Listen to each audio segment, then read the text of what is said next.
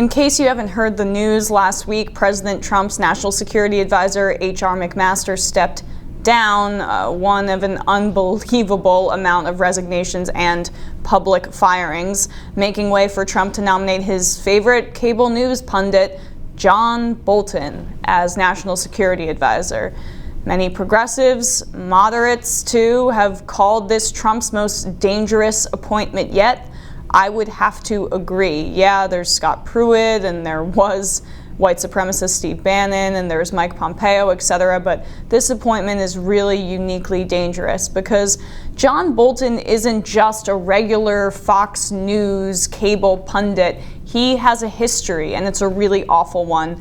I want to break it down for you guys so you understand the scope of it. Let's dive into who John Bolton is and why he scares many progressives, moderates, centrists, and even some conservatives like Rand Paul, etc.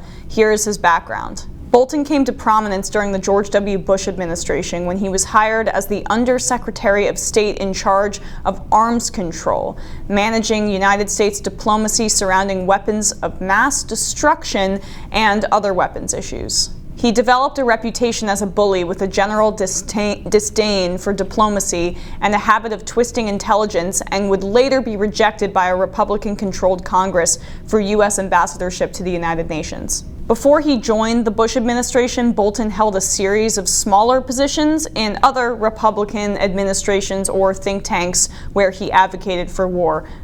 He was the Assistant Secretary for International Organization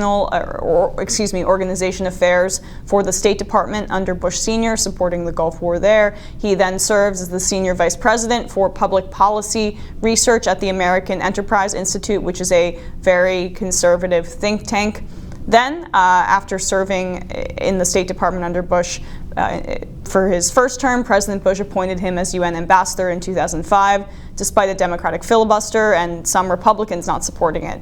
Yes, this was the same man, John Bolton, who said that there was no UN, only United States power.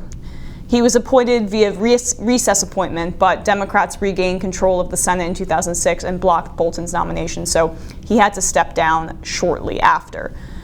Unfortunately, the position of National Security Advisor does not require Senate confirmation, so yes, there is no stopping Bolton this time. It just goes to show how our national security apparatuses have run roughshod over our democratic processes.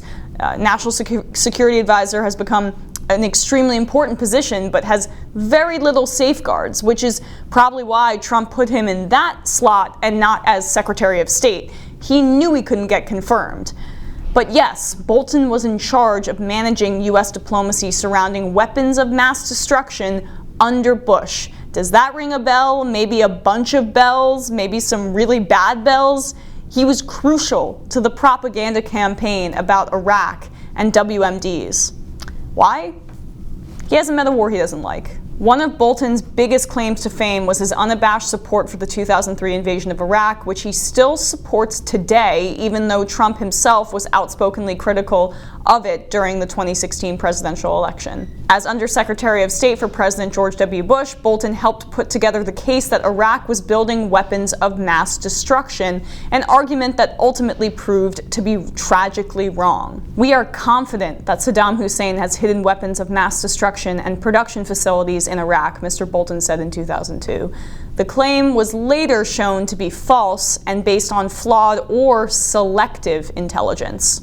So let's stop here. John Bolton is a liar, and he is a liar to serve one end, more war. He lied about WMDs in Iraq, and he will lie again as National Security Advisor. And Trump is even more stupid than Bush ever was. You think he won't believe him? John Bolton is such a liar that he doesn't just lie to the American people so he can exert his dogmatic sense of American exceptionalism onto the world and, the lives of Middle Eastern people and American troops be damned. No, he regularly lied within circles of other Republican warmongers when he was in the Bush administration. Amid the emotions that the war by then engendered, consideration of Mr. Bolton's nomination turned into a 5-month standoff as Senate Democrats scrutinized what they saw as Mr. Bolton's efforts to subvert the government's own findings in pursuit of his and his allies' beliefs. The release of thousands of pages of documents revealed Mr. Bolton, an ally of Vice President Dick Cheney, to be a volatile, aggressive infighter who seemed willing to cherry-pick intelligence, steamroll analysts he did not agree with, and end-run his State Department bosses in pursuit of an agenda considered bellicose even among Bush administration hawks.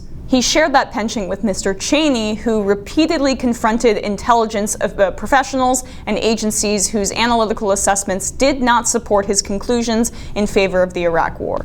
It also emerged that Mr. Bolton had prevented Ms. Rice and her predecessor, Colin Powell, from seeing some State Department findings crucial to drafting policy on Iran, and had kept Ms. Rice out of the loop as he worked to replace Mohammed el-Baradi, the Director General of the International Atomic Energy Agency, seen by Mr. Bolton and his administration faction as too soft on Iran. So not only did he lie to us, he lied to his colleagues, superiors, about Iran, which is the country he's been itching to go to war with.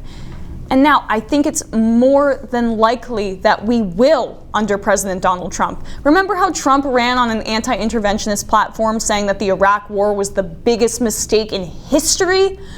Well, this is the guy he has appointed as his national security advisor.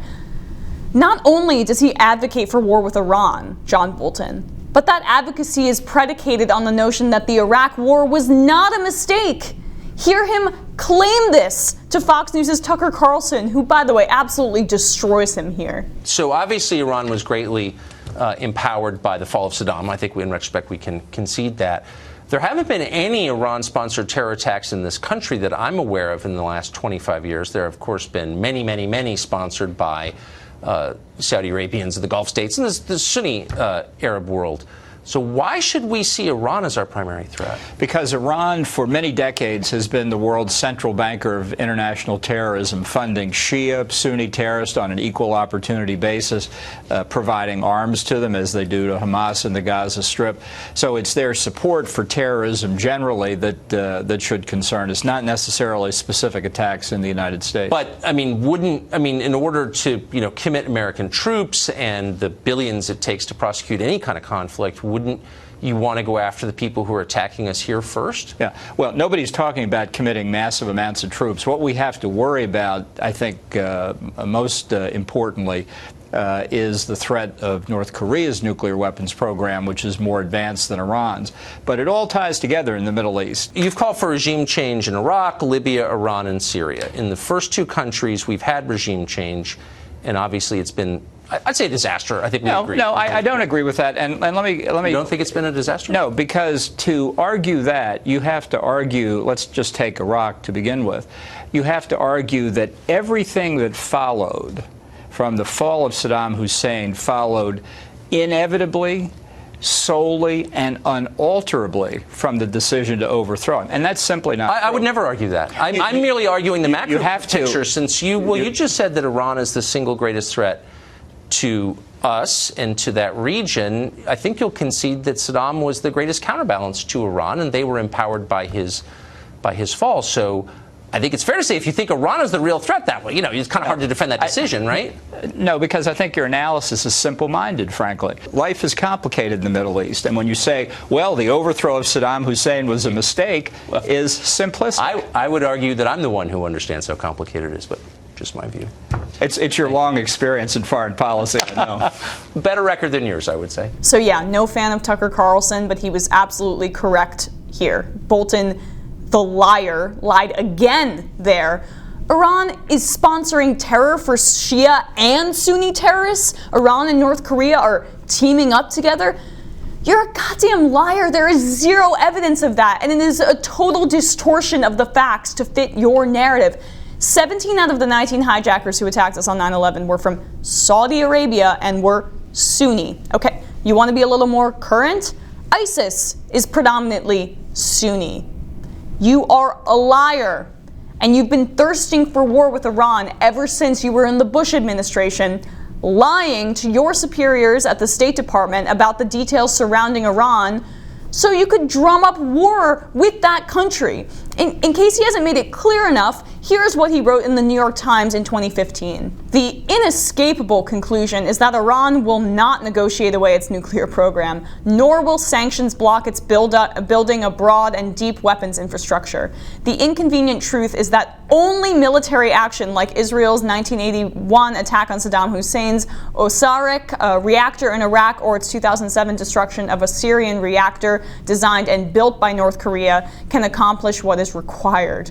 Time is terribly short, but a strike can still succeed. Actually, John Bolton, the Iran deal has worked, but you want to blow it up anyway. Why? Because all of your premises are designed to come to one singular conclusion: war. It doesn't matter if your premises are based on lies. It doesn't matter who you step over or on to get there. War. That's the only thing that you want. And President Trump has completely betrayed not just the American people, but his base who elected him, because he said that he was vehemently against everything that John Bolton stands for, both in the primary and in the general election. Liars, liars, liars, all of them. And they're going to lie us right into war. Buckle up.